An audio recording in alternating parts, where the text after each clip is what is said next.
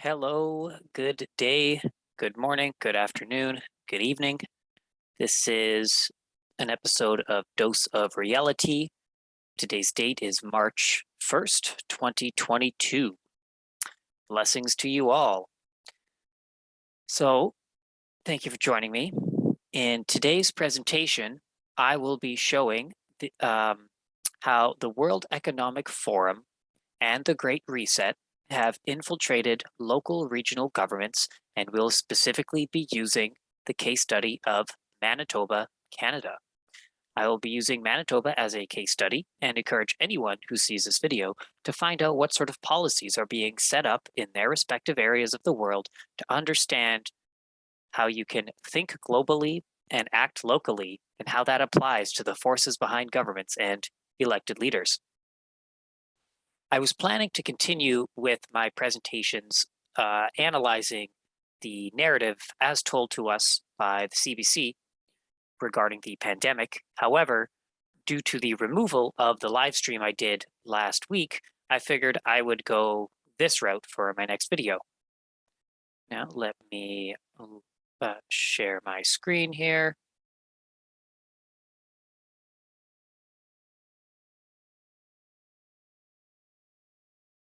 Right on. Okay.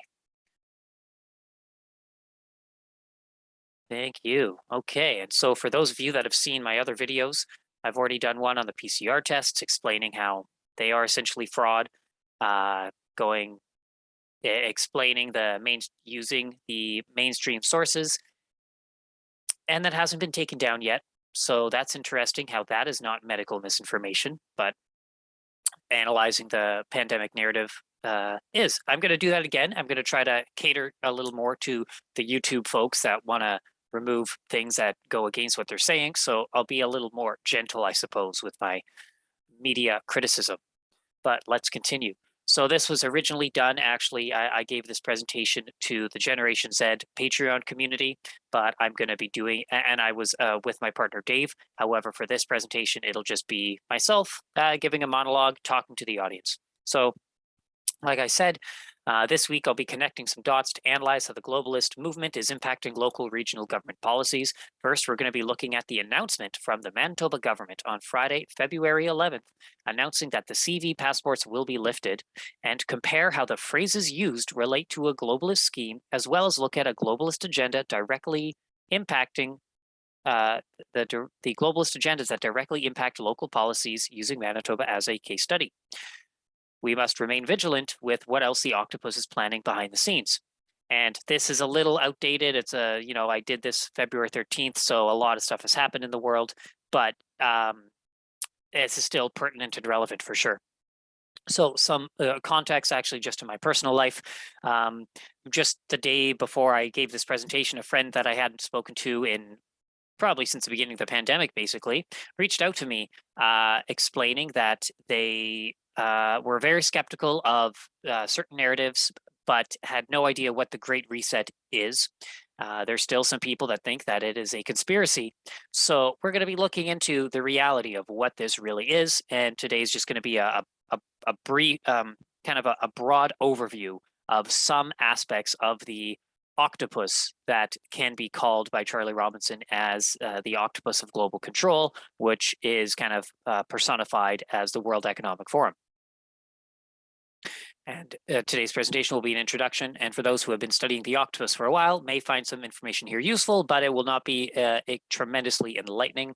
This is more to help paint a picture to the new audience members, and I intend to provide a sense of macro affecting the micro. But again, this is just the surface. So let's begin. We're going to look at, February 11th, 2022, Manitoba announces to drop capacity limits next week, eliminate mask mandates by mid-March. So they say that the proof of the jab requirements to be eliminated March 1st. Today is March 1st. So I capitalized on this, actually. I was able to return to the studio that I haven't been able to practice at for yoga. And there was an interesting comment at the end of the class when the instructor just, totally in good faith made the comment of, give gratitude to yourself for making it here, and that you are freely able to come here, freely use your body. And after that class, I wrote that phrase down because that stuck with me, because, well, you are free to do as we tell you. And that's all I will say about that.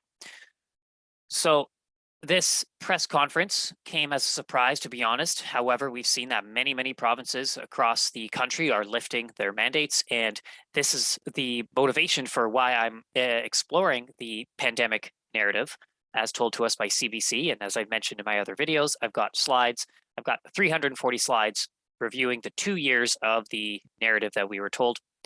But I'm going to still, before I go into that again, I'm going to give some more context about what certain terms are that I'm using, like just defining what narrative is, defining what propaganda is, because maybe I went a little overboard by straight up calling CBC propaganda, and that video got taken down, so we'll see. But the reason why this press conference was so interesting to me, actually, is because Heather Stefanson, the Premier of Manitoba, and for those of you that live in the United States or other parts of the world, the government is broken down by the top level. In Canada, you have the federal government, where Justin Trudeau is the leader, the Liberal Party. Then each province, which is the equivalent of a state for Canada, each province has a premier, and the premier of the province that I live in, Manitoba, is Heather Stefanson. And then below the provincial government, you have the municipal government, where the city of Winnipeg, which is the city that I live in, they have a mayor, city council, etc.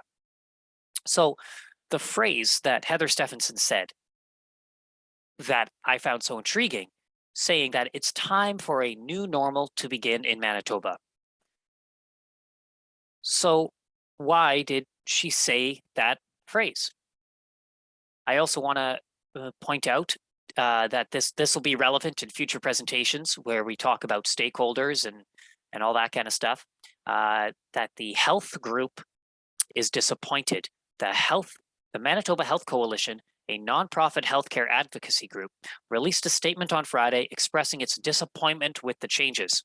It suggested the province is responding to the anti-restrictions convoy set up outside the legislative building and international border. They say that it is disheartening that the provincial government has chosen to reject the reality facing our healthcare system in favor of catering to extreme voices that do not reflect the view of Manitobans, Coalition Provincial Director Thomas Linner said in a news release. And that is a very telling statement and phrase that there's a lot to be said about just that aspect of this article there. And I believe that I will go into that later on today, but if not, I'll definitely be hitting that up in a future presentation. I also want to talk about the comments by the Liberal leader, Dougald Lamont, saying that it is disgraceful how the government wants to repeal, quote, really basic, simple measures that work. And he is annoyed by the suggestion they cause harm. So I assume that Dougald Lamont, the Liberal provincial leader, is referring to the certain folks that question the narrative that lockdowns save lives and that the restrictions are justified. And there was the trial in Manitoba where the evidence was presented in court to challenge the legalities of the restrictions. So I'm just trying to be careful with how I phrase it, because obviously I'm doing this on YouTube, but I was able to, because I presented this on Patreon already, I was able to be a lot more critical of things and not censor myself so much, but, trying to keep my channel alive, I suppose, on here. But that was, the Great Barrington Declaration and all that, which I can show you the many slides that talk about that, and people kind of blowing the whistle ahead of time, saying that the lockdowns don't work and the damages that they're causing is going to be irreparable, etc. So that is also something that I want to be touching on. Later. However, I don't know if I can actually make these criticisms on YouTube, but this needs to be addressed. And then we also have the NDP that also is very critical of what they were doing. Yeah. So from the press conference of Manitoba government officials, I noticed a few things mentioned in the CBC article that the phrase new normal, which is used by the World Economic Forum, the World Health Organization, and the United Nations. We have the health group being disappointed, which are the stakeholders. We're going to connect. That's very important to understand the stakeholder capitalism that is fusing the public private partnerships. Um, I'm just touching on these. We're going to go much deeper into those later on. And we have all three political parties, or the NDP and Liberals, saying that it's too soon to lift restrictions. So all the parties are compromised. We can see that as well on the federal level, with the leader of the NDP being a part of the World Economic Forum's Young Leaders Program. We also, yeah. So the comments about Dougal Dumont saying that lifting the restrictions is disgraceful, and because they are simple, basic measures that work. Whereas if we were to look at the John Hopkins meta-analysis proving that lockdowns did not help anything, we also have the Great Barrington Declaration warning in 2020 of October that the lockdowns would cause great harm, but those scientists and doctors were all dismissed. And we even know that the files from Fauci and Collins, those leaked emails, talk about how they were trying to deliberately suppress these fringe scientists that represent Harvard, Cambridge, Oxford, etc. And John Hopkins is the university that partnered with the World Economic Forum in creating all the models telling us that things are going to be super disastrous. But anyway, today's presentation is about the Premier of Manitoba, Heather Stefanson. So, as I mentioned, it's time for a new normal to begin in Manitoba. So where have I heard this before? Well, World Health Organization, under the columns, you go to homes, you go to outbreaks and emergencies, you go to CV outbreak, and you go to information for the public, you go to CV19, new normal. So why is she saying this in the press conference in February 2022 when they're literally lifting the CV19 passports and announcing lifting the mask mandates and lifting the restrictions? What makes us go to a new normal? Now, this is straight from the World Economic Forum's website. Sorry, my apologies. It's the World Health Organization, not the World Economic Forum, the World Health Organization. These are all different infographics. New normal, new normal, new normal, new normal, new normal, new normal, new normal. You get the picture? You get many pictures, actually. So also just reminder that they loved to tell us about washing your hands, wash with soap, sanitize objects, how to stop the spread. There was a lot of slogans that we were told and are still being told now. And again, these are all, this basically summarizes the 2 years worth of mainstream news articles from the CBC that I plan on going through and dissecting and explaining to everybody. So now this is interesting here. The current Premier Heather Stefanson is repeating a phrase coined by the World Health Organization. Where have we heard this phrase anywhere else? Well, here we have the World Economic Forum. We have, in collaboration with the Boston Consulting Group, the playbook from July 2020, Accelerating Digital Inclusion in the New Normal. Executive summary contents down here. A growing digital divide in the new normal. So I encourage you to pause and read this little blurb so you know that this is legitimate. This is straight from their website. I'm just copy and pasting, screenshotting actually. I create the Word file, put it in the PowerPoint, and here we are. So yes. Now this is part 2 of the same article, that the post-CV19 new normal will likely see an increase in speeds of devices and budgets required by households and businesses, exacerbating existing divides. As such, connectivity must become the top priority and, here it is, stakeholders must aim for United Nations targets. By 2025, broadband internet user penetration should reach 75% worldwide, and, and by 2025, broadband should cost no more than 2% of earnings. It will also be important to implement the UN Security General's roadmap for digital cooperation. To achieve this, stakeholders should aim to drive adoption of high speed internet beyond coverage targets and take a tech agnostic approach where traditional business cases are insufficient. This incorporates terrestrial and non terrestrial infrastructure options for providing access to high quality fixed broadband wireless and satellite networks. Now, I'm not necessarily going to say that they're insinuating about any sort of alien invasion or non terrestrial stuff, but that language is interesting that they're using non terrestrial. So perhaps that means that it's, fiber optic cables, submarine fiber optic cables that go underneath the ocean, or perhaps it's referring to the Starlink satellites that are connected in the sky. Just some thoughts. So we have their three key points here: growth, financing, and technology. So these are the things that the new normal is going to be focusing on.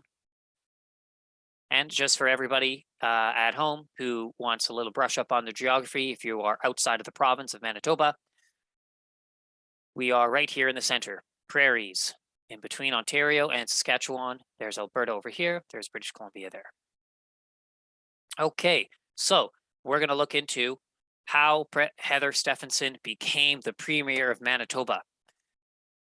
And this is a very interesting story. Starting September 2nd, 2021. The headline is PC leadership candidate Stefanson vows to earn trust after being the health minister during the difficult third wave. So she is the Tuxedo MLA, which is the voted in politician in the provincial level, represents Tuxedo, which is a very affluent community in Winnipeg.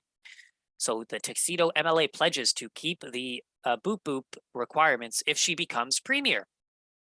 Interesting. She promised to keep them when she was trying to become the premier. She is representing the Progressive Conservatives. That's what they're called in Manitoba, the Progressive Conservatives. So, very interesting to note is that she served as the health minister during the difficult third wave of the pandemic. She was responsible for the province's public health response this spring, where, of course, a number of severe CV-19 cases in the province overwhelmed Manitoba hospitals mere weeks after healthcare professionals warned pandemic restrictions were not sufficient to stave off the third wave. So now this paragraph right here, I am going to refer anybody that is listening to watch the two videos before this one, where I explain and show from CBC News articles that the flu was present in January in Manitoba in 2020. There were 3 strains of the flu in January 2020. 2 people even died from it. But then fast forward to December 2020, and we see that they told us, the same people that said that people died from the flu in the first month of 2020, in the 12th month of 2020, they said that they found the first case of the flu. So it really makes me wonder what happened. Now let's continue here. Is that, Heather Stefanson, looking back, she said she was operating with the best information she had. Now this is a rich paragraph here. The quote is, "You know what?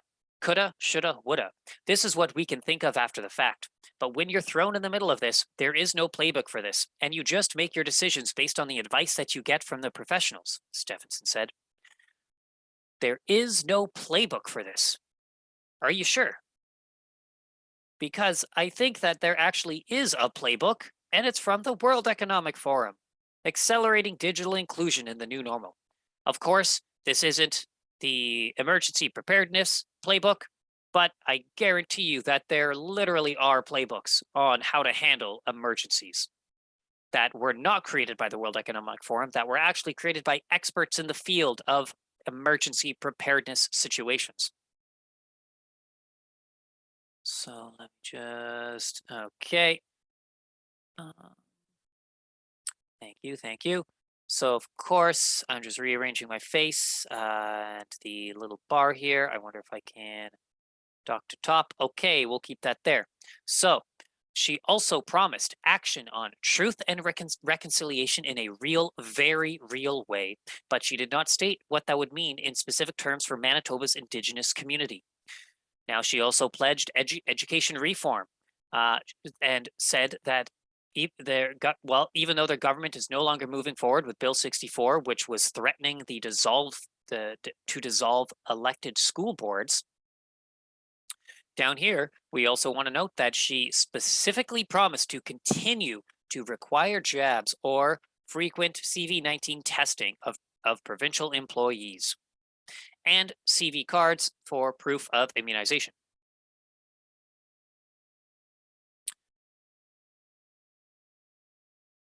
Okay, now we have the next article is Heather Stefanson chosen as Manitoba's first female premier by a slim margin. Stefanson won 51% of the ballots cast, beating rival Shelley Glover, who refused to concede. She beat her by 360 votes. That's a close one. So, of course, 360 votes separated the two candidates. Stefanson won 8,405 votes of the votes cast, 51%, beating the 8,042 votes earned by her opponent, Shelley Glover. However, the victory was undermined by the ongoing controversy with missing ballots. Missing ballots. At least 1,200 people did not receive their mail in ballots days before the vote, but the party brushed aside those concerns. Interesting. Where did those ballots go? Is that a common occurrence? So, of course, this election was happening because the premier of Manitoba, before this, Brian Pallister, resigned, and that is its own thing. He was his own character and all that, but there, Shelley Glover versus Heather Stefanson occurred because Brian Pallister stepped down. So the quote is from Heather Stefanson: "I heard loud and clear that they want to see us take a much more collaborative approach when it comes to working with other levels of government and with stakeholders in our community." Nearly every member of the party caucus who wasn't required to remain neutral backed her leadership bid. She also curried the favor of conservative MPs, government staffers, party elites, and business leaders.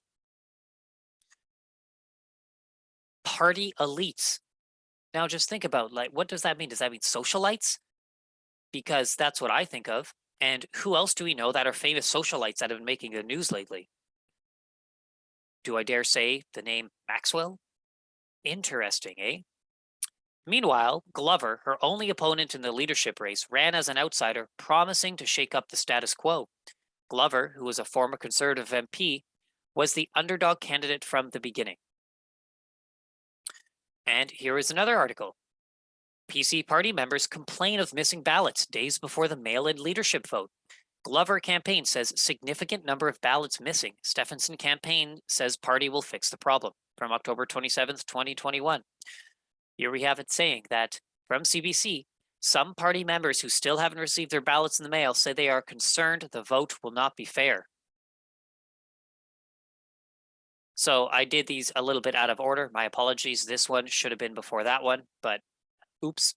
So, of course, well, we know that Stefanson won the election by a very close margin, but here we have Cheryl Andrews from the Gimli area saying, "I don't know what to make of that, but it's not fair and it's really unfortunate." She said she has not been able to reach the PC party office by phone. Andrews also said, "I think they should postpone the vote until the people of Manitoba who are qualified to vote because they're members of the Manitoba PC party have an opportunity to make that decision." Of course, we have another person here saying that they want to be able to vote if he ever gets a ballot and he has not received his ballot. So we have legitimate anecdotes of folks that were complaining that they did not receive their ballots. The Stefanson campaign did not express concern. However, Shelley Glover's campaign did say that the most important democratic fundamental of our party is the integrity of the voting process. If there are members who will not be able to vote or have their ballot counted, then that is a serious issue that the PC party must address. So now, November 2nd, we are continuing in chronological order. Okay, I did this properly. So here we have it interesting is that Shelley Glover saying she is the premier. from November 2nd. She is filing a lawsuit claimed on the Tuesday, claiming that that the total votes fluctuated on the day the Manitoba Party selected Heather Stefanson as leader. Interesting. So on Saturday, the PC president Tom Weeb announced Stefanson beat Glover by 360 votes in a leadership race conducted by mail-out ballots. Stefanson received 8,405 compared to the 8,042 for Glover. Stefanson was sworn in as the province's 24th premier on Tuesday. Shelley Glover, is asking Manitoba's Court of Queen's Bench to declare the results invalid and to order a new election. In an application filed Tuesday, Glover's legal counsel, David Hill, claims the election was rife with substantial irregularities in the election calculated to affect the result. That is the quote from Shelley Glover's legal counsel, David Hill, that substantial irregularities in the election calculated to affect the result. And in a sworn affidavit, Glover describes the vote count as one of the irregularities. According to the article, she claims at 12:27 a.m. on Saturday, the PC party provided her campaign with a spreadsheet declaring the party was counting 16,045 votes that day. Now, when Weeb announced the results at 5 p.m., he said 82 ballots were spoiled, 17 were disputed, and that Glover received 8,042 votes. If the total number of ballots was 16,045, that would have left another 7,904 votes for her opponent. So, according to the affidavit, at 5 p.m., Shelley Glover won the election. And instantly, the quote is from Glover, that instantly I thought I was the new leader and premier designate. However, Stefanson was declared the winner. So Glover was baffled because she was told by Weeb that Stefanson had won 8,405 votes. Combined with the spoiled and disputed ballots along with Glover's total, that would mean 16,546 ballots had been counted rather than 16,045. The quote she says again, Shelley Glover says, I was shocked. We were all shocked. I did my best to be diplomatic, but immediately started to question what the heck just happened and where did those 501 extra votes come from? In a second affidavit, Glover scrutineer Kevin Cook, a former police officer, said the scrutineers from both parties determined in the counting room that Glover was ahead by 500 votes and it was clear Glover had won the election. Wow. Okay. Now, they also, the article from CBC says, Cook said, he then observed men, supervised by Weeb, remove boxes of counted ballots from the counting room on Saturday without explanation. Okay. Now from December 17th, so we jump a little bit. So from November 2nd to December 17th, the judge dismisses Shelley Glover's application to throw out Manitoba PC party leadership results. So a judge has dismissed an application by former member of Parliament Shelley Glover to throw out the results of the Manitoba Progressive Conservative Party's leadership vote, which named Heather Stefanson as leader. Okay, so the judge, Edmund, said, I'm satisfied the existence of an irregularity alone isn't enough for a court to interfere. So he also said, the judge said he was satisfied that only valid ballots were put in ballot boxes and that there was no proof that additional ballots were put in as well. Though he did accept that the party's failure to seal some of the ballot boxes after the count was improper. So the judge acknowledged that they failed to seal the ballots. Interesting. The ballot boxes. So I personally tuned into the live stream. As this article says, it was live streamed on CBC Manitoba's website after everyone in the case consented to the presence of television cameras in the courtroom. I watched it. I was paying attention to this pretty intently because I was fascinated with the story of Shelley Glover, who came out of retirement politically to try to become the leader of the Conservative Party. And she was coming at it as an angle of trying to get natural immunity recognized for healthcare workers. And she was against the mandates. I know that I have to whisper this a little bit because I know that the fact checkers are watching this and they're going to call that medical information, whatever. But that is some very interesting context to understand when we look at the 500 votes appeared essentially out of nowhere. And it seemed like the Conservative Party may have actually had their hand in rigging this election to make sure that Heather Stefanson won. So yeah, just interesting is that the lawyer David Hill quote saying, "If we had evidence that somebody put their hand in the cookie jar, this wouldn't have had to go to court. But in the end, we couldn't prove that somebody put some additional ballots in a box." hmm hmm So, just a recap of what we have covered so far, we have the new normal, we have stakeholders, we have the World Economic Forum, World Health Organization, advocacy groups disappointed about restrictions being lifted, opposition politicians disgusted of lifting restrictions, alleging lockdowns and restrictions work. We have an election separated by 363 votes, with 501 ballots mysteriously appearing overnight to take victory away from the underdog who vowed to shake up the status quo. And Heather Stefanson was the health minister during the pandemic. So now I'm really curious. Is there anything else that Stefanson has been involved with that could be linked to the Great Reset, the World Health Organization, the WEF, the UN, aka the octopus of global control, as Charlie Robinson has described it? Well, looky here. I went through the Government of Manitoba press releases. I actually was trying to find information about Brent Rusin, and instead I found stuff about Heather Stefanson, which may work out just as well. So from January 2019, this press release here in the bottom left is the official screenshot of it, and I typed up what it actually says. So the Manitoba government has entered a partnership with the Southern First Nations Network of Care to deliver the province's first ever social impact bond. Families Minister Heather Stefanson announced today. She goes on to say, social impact bonds are an innovative way for government to work together with the private sector and community groups to find new solutions to pressing social challenges. Our landmark SIB in child welfare encourages a multi-sector relationship to meet a common goal of preventing the apprehension of infants and reducing the amount of time children spend in care.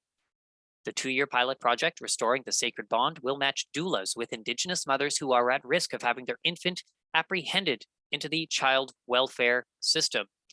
So I encourage you to pause and read this or look this up yourself.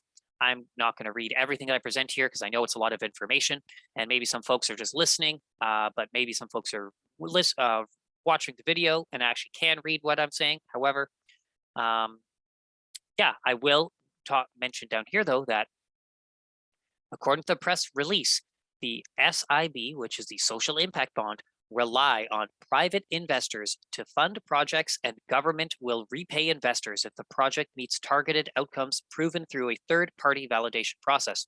The province has budgeted up to $3 million for investor repayment if the SIB reaches success on its key metrics. The province has also worked with leading Canadian social finance consultant Mars Center for Impact Investing to guide its SIB strategy. And Mars will work with the Southern Network to identify and secure private investors for the project.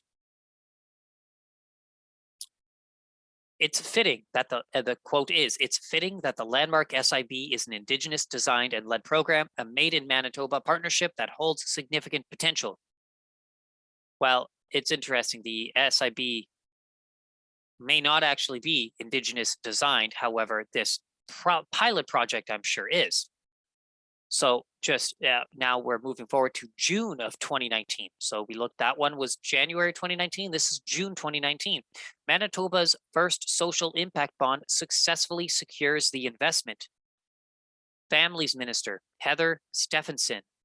So again, social impact bond.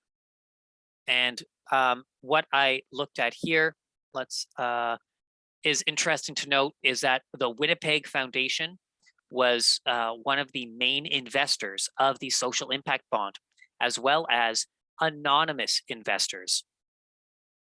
And just keep this in mind, the Winnipeg Foundation and anonymous investors. So this sounds great. Of course we want to help Indigenous women, of course, especially help them keep their children and mitigate the chances of their kids being taken from them through child and family services. Now, for those of you that do not know, a brief explanation would be that residential schools were created by the Canadian government with the Catholic Church, where Indigenous kids were abused and tortured to strip them of their culture and identity. Child and Family Services, known as CFS, is the modern day continuation of residential schools where the government takes children from their unfit parents who are often Indigenous. I personally am Métis, which is a lineage of Indigenous and mixed with French colonial settlers. And like, for example, Louis Riel, the founder of the province of Manitoba, where my name is inspired from, was Métis. And the Manitoba Métis Federation is a big, important sovereign group of First Nations people. So the lineage of Indigenous, so I will go into great detail later on in future presentations about residential schools and colonialism. And just to throw some terms in there, tuberculosis, sexual abuse, experimentation, and eugenics. So where have we heard about social impact bonds before? Oh, we're going back to the World Economic Forum. And here we have on the World Economic Forum's website, it's the global agenda, cities and urbanization, fragility, violence and conflict, and financial and monetary systems. Haha, pardon my language there. I was pretty excited when I was going through this.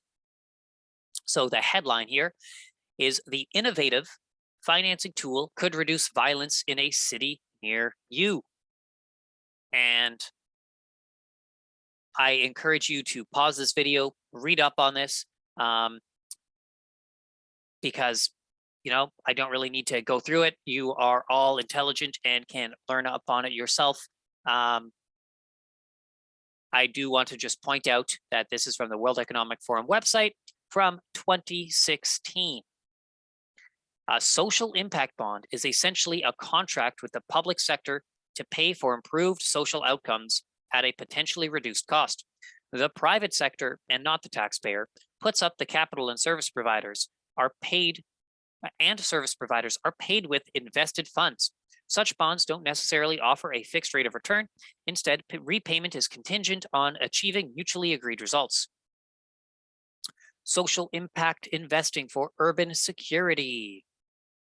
Okay, and just a little history there is that between 2010 and 2015, the world's first social impact bond was launched to support a program to reduce recidivism in Peterborough Prison in the UK.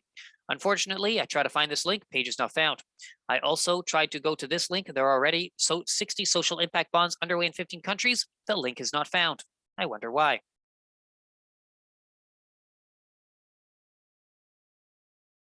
And this article just continues. And again, I have all this information here, so you can pause it and read it.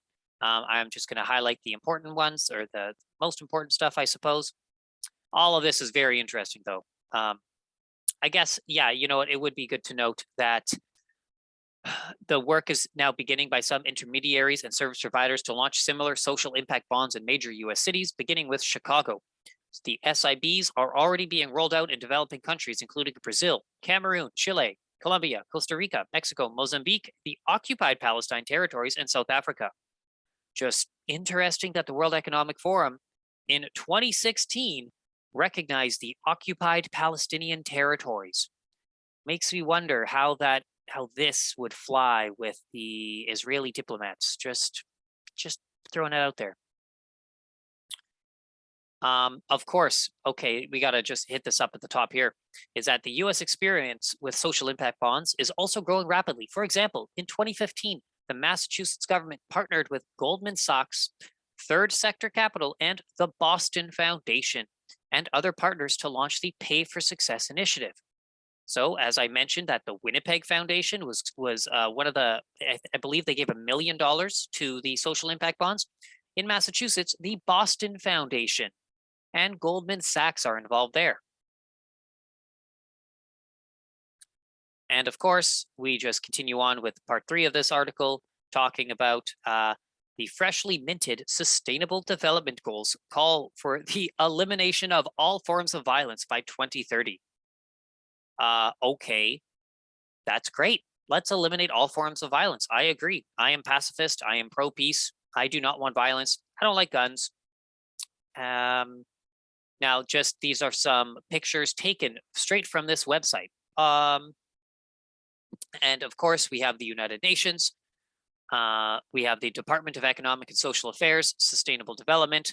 We have some goals from the So these pictures are taken from the link of eliminating all forms of violence by 2030, how they acknowledge that the pandemic is intensifying children's at risk of exploitation, including trafficking and child labor.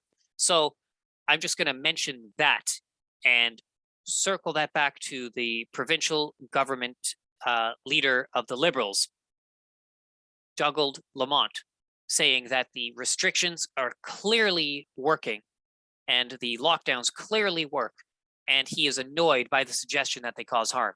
So, Mr. Lamont, how do you feel about the World Economic Forum saying that the pandemic is intensifying children's risk of exploitation? And how do you feel about the Manitoba government actually putting billboards in the city talking about child exploitation being increased during the pandemic?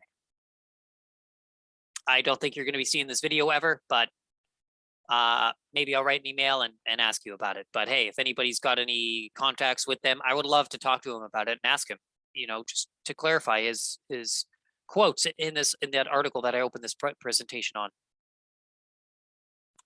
So continuing, here we go to the CDC, the Center for Disease Control, an introduction to impact investing in public health. Impact investing in public health. We have a definition of what are impact investments. The definition. Impact investing is an investment approach that intentionally seeks to create both financial return and positive social or environmental impact that is actively measured. The link to public health. Okay, so we're linking impact investing to public health, community health enterprises, and in the same article, now we get to impact investors with charitable foundations, including national foundations such as Kresge, the Rockefeller, Robert Wood Johnson, W.K. Kellogg, as well as community foundations such as the Greater Cincinnati Foundation, Oregon Community Foundation, Colorado Health Foundation, the Winnipeg Foundation, and the Boston Foundation. I'll throw those in there as well. And I'm sharing this one because from the CDC, social impact bonds, also known as pay-for-success financing. Social impact bonds are typically contracts between the government, investors, and social service organization to deliver social benefits. Unlike conventional impact investments, repayment to investors does not come from program revenues.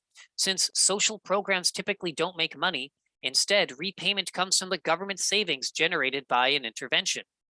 The investors raise money to fund a social service program that has demonstrated success. Social impact bonds can be structured in different ways, but common elements include the following: private or philanthropic financing through measurement of program performance, targets, or goals validated by an independent evaluation, success-based payments by the government to investors, but only if measures are achieved. And they go on to say that social impact bonds shift risk from the government to the investors. If the intervention does not achieve the outcomes, then investors may lose their money, but the government does not. Social service programs that cost less than the government savings they generate are good candidates for social impact bonds. And I just want to add up here that another term for a variety of impact investors, you can be called an angel investor group. And that is fascinating to me because I love exploring the etymology of angels, and I am super excited to get into that.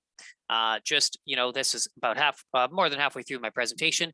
And just to throw in there that I'm actually very interested in the esoteric, the occult, the UFO, the non-terrestrial intelligence side of things. But I feel like it is important to lay a foundation for this three-dimensional real stuff that is going on and lay the foundation of credibility and pragmatism before I get into the more woo-woo side of things. So thank you. So types of financial services from Holland FinTech 2018. Of course, social enterprise lending, impact investing, social impact bond known as pay for success financing. Then you've also got green finance, microfinance, microfunds, community investing, Islamic financing. So to be clear that I am not an economist.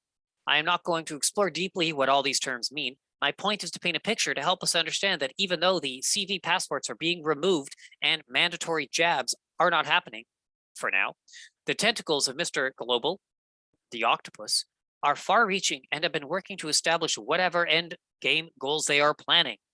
We can refer to my presentation on Avi Loeb that I did on the Patreon account, which I will also be doing here now that a few weeks have passed. We can refer to that presentation on Avi Loeb about other angles of the octopus tentacles of Mr. Global. And just spoiler alert, Avi Loeb, who is the face of alien disclosure from Harvard as the astronomer that's trying to change the academics' perception of non-terrestrial intelligence, he is a product of the Israeli Talpiot program, which is a program where the Israeli Defense Forces recruited extreme intelligent people and put them in places of influence throughout academia and the corporate world. It's on Wikipedia. So we've got WEF, WHO, UN, CDC, sustainable goals, stakeholders, new normal, democratic miscarriages. And that's what Shelley Glover called it.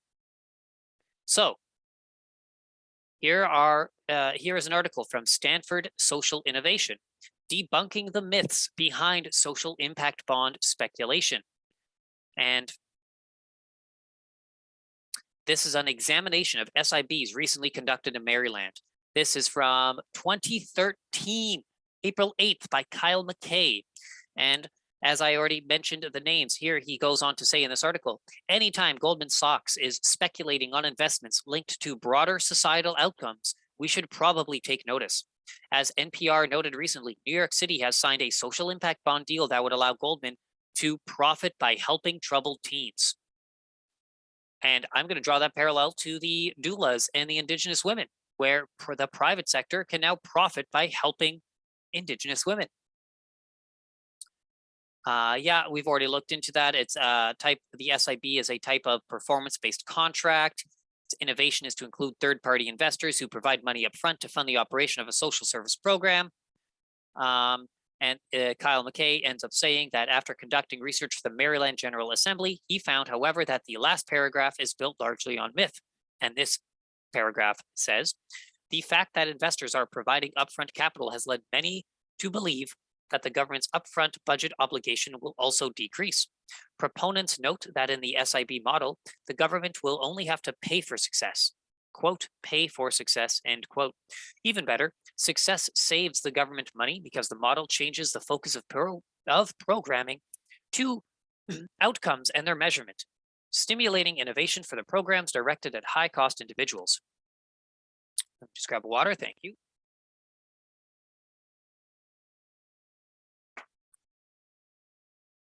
Okay, so Kyle McKay here breaks it down with 4 main myths of social impact bonds. First one, new capital for social programs. So we're not taking into account the costs of attorneys, consultants, program evaluators, the potential for a return on investment to third parties, and a second tier of program managers using an SIB relative to direct financing will therefore increase pressure on the budget as the government must set aside more funds than even the investors provide to the program. Myth number 2, the programs will save the government money. An independent evaluation by RAND Europe of the first SIB pilot program in Peterborough, UK, found that the prison reentry program, quote, is too small to deliver substantial cashable savings for the government. Myth number 3, the government pays only for success. This assumes that governments and nonprofits will actually be able to enforce the Byzantine contracts in the event the program does not meet its target. I encourage you to pause and read this so that you can fully understand. Myth number 4, a focus on outcomes will encourage innovation in programs. So again, pause and read this up so that you can understand yourself. As I said, I'm not an economist. I am just here to bring your awareness, bring this to your attention and awareness that these exist. And here's just the criticisms of social impact bonds. Now, we talked about stakeholders a little bit, just mentioned it. Now, this is a long, deep article from John Klejcik from Unlimited Hangout, which is a website by Whitney Webb, and she is a phenomenal journalist. Fantastic. So is John Klejcik. Now, again, this is an article that I've got the link down there, Unlimited Hangout /author/John Klejcik. The title of this article is "The American Federation of Teachers Sells Out to Rockefeller's Trilateralists and Big Tech." The subheadline is "The country's second largest teachers union heavily lobbied the CDC to not reopen schools. While they framed their efforts as health and safety focused, there is more than meets the eye to the union's push for indefinite remote learning." So please pause this, read it up, go to the website, read it and see for yourself what is being said here. I'm just going to be skimming through this because this relates to what is going on in Manitoba and in Canada. Of course, just a lot of information. Just talk about Trilateral Commission, the lobbyist organizations. Basically, this is a summary explaining that there were emails leaked that reveal how the bureaucracy of the teachers union was lobbying the CDC to roll back its school reopening guidelines. Why would they do that? So terms that I'm just going to bring to your attention here is that through the public-private partnerships between the quote governments, multilateral agencies, philanthropies, civil society, and the private sector, the Rockefeller Foundation's great transition is aspiring to accelerate the quote digital revolution, end quote, that will expand virtual quote distance learning opportunities, end quote, by quote pushing the boundaries of the remote learning shift through a common platform for planning, testing solutions, and peer-to-peer learning linked to digital identities for education. In other words, the Rockefeller Great Transition is calling for public-private partnerships that expand online distance learning with virtual platforms programmed to test and track students' learning analytics in order to assemble psychological profiles, which can be data mined to personalize education based on social credit metrics derived from students' digital identities. That's a doozy, I know, but important is the social credit metrics.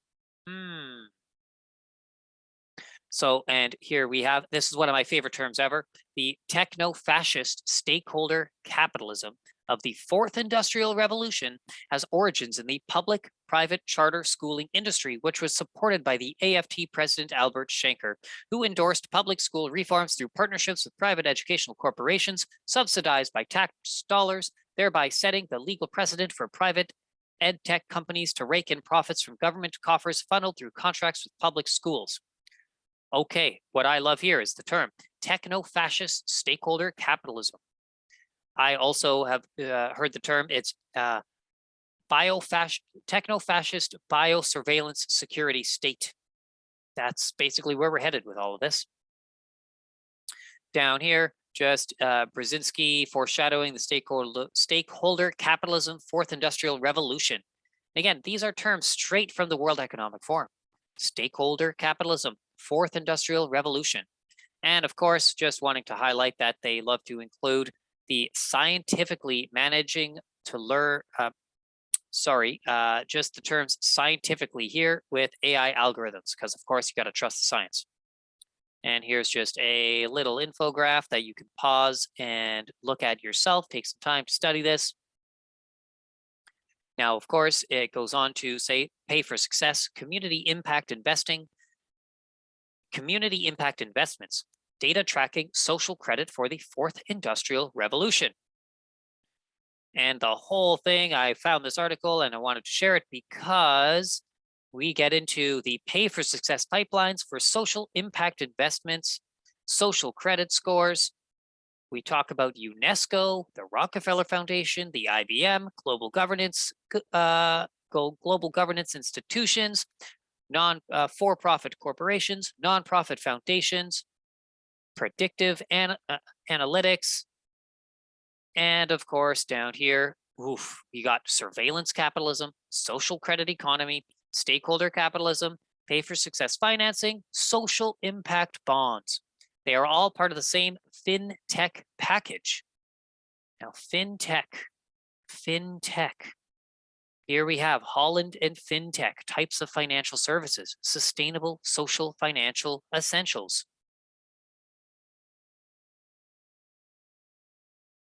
So if this is alarming or these the first times you're hearing these terms, that's the whole point of me making these videos. I want to just bring this to the attention of people that are really kind of in the dark with what's going on, maybe even help paint a picture for people.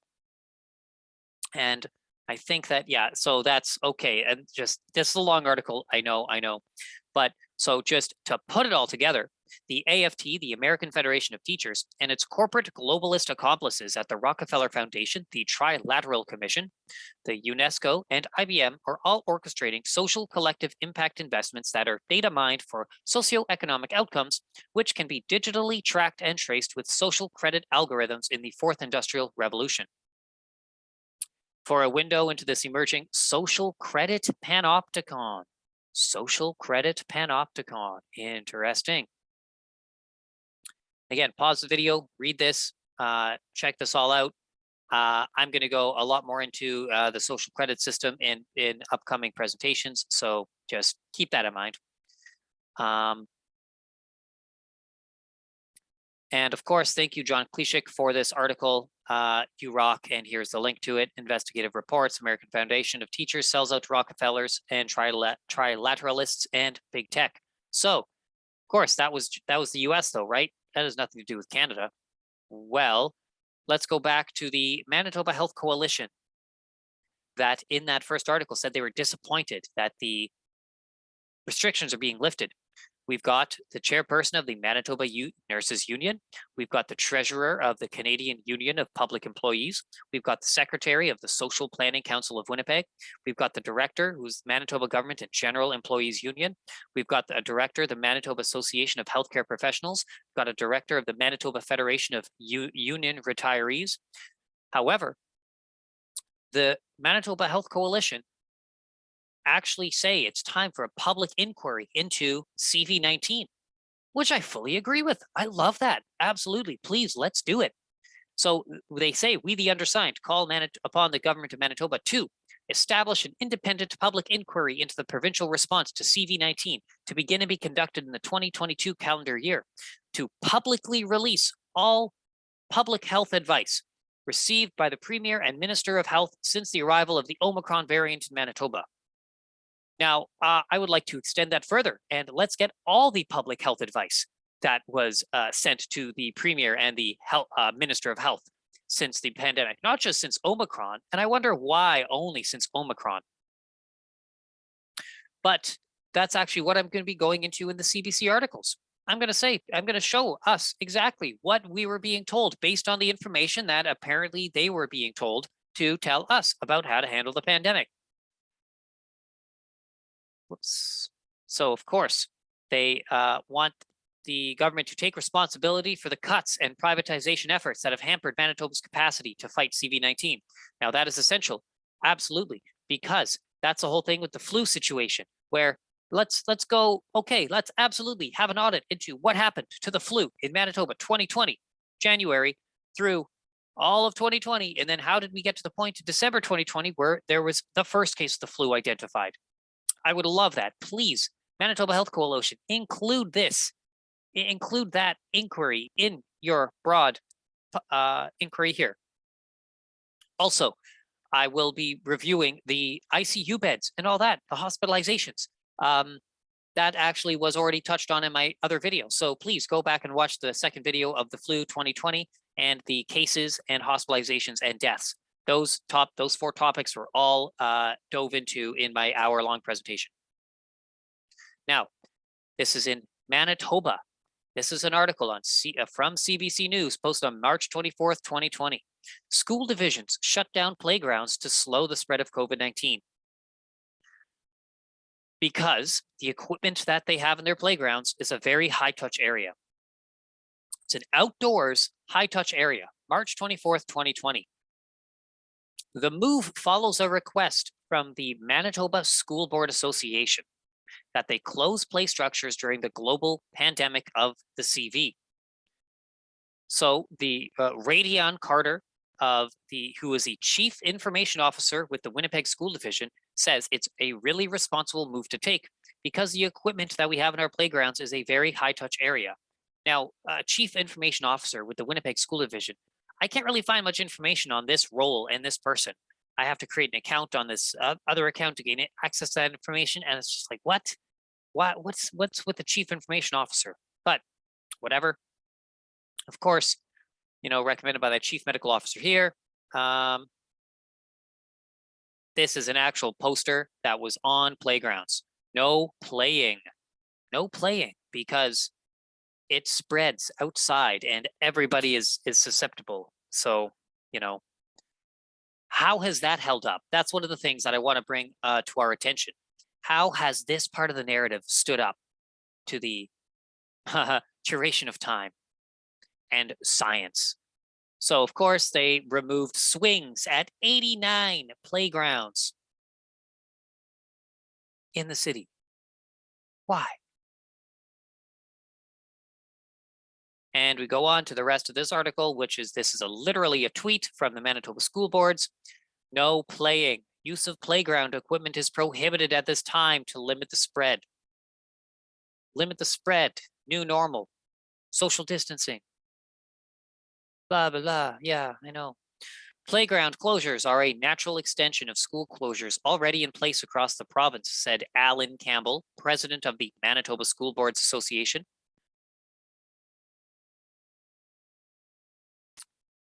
So Alan Campbell, president of the Manitoba School Boards Association, eh?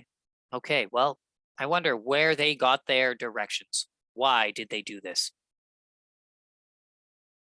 Now, of course, here we have an article from 2021 of August 24th. Unions, parents, and hospital patients declare support for Manitoba's new boop boop and mask mandates. So, as this article says, there's mounting support for the mandatory boops and masks for certain provincial workers in Manitoba, with professional associations, hospital patients, and parents all coming out in favor of new rules announced by the province. Doctors Manitoba, and unions representing teachers, nurses, and other government employees have also come out in favor of the changes. In a statement, the Manitoba Teachers Society has also said the mandate was welcome news. We are pleased that the government has erred on the side of caution and prioritized student and teacher safety. Jody Kale, executive director of the Manitoba Childcare Association, said they've been calling for a boop boop and mask mandate for certain workers. The Manitoba Nurses Union and Manitoba Government and General Employees Union also expressed their support for the mandates. So, yeah. I'm almost done with this part one, and I'm going to wrap it up here because I do have a part two, but I will do that, make it a separate video, because I know that this might be a lot of information to consume. So just to reiterate, all of these unions and associations are fully in support of the mandates. And it just makes me wonder and go back to all of this deep research by John Kleshik exploring how the Federation of Teachers were bought out, basically, or lobbied and became corrupt to just follow along with the guidelines. And I know that that's going to be very upsetting to imply by a lot of people, but when we look at the big picture of stakeholder capitalism, public-private partnership, World Economic Forum, all that, it's just, we got to ask, like, where are these directives coming from? And who's guiding the science? Where is the data coming from? Why is information being suppressed? Why are things being labeled as medical misinformation? So, and just to kind of cap that off here, as I said, just reminder that this is on the Government of Canada website, explaining how China's corporate social credit system. Sorry, one moment here.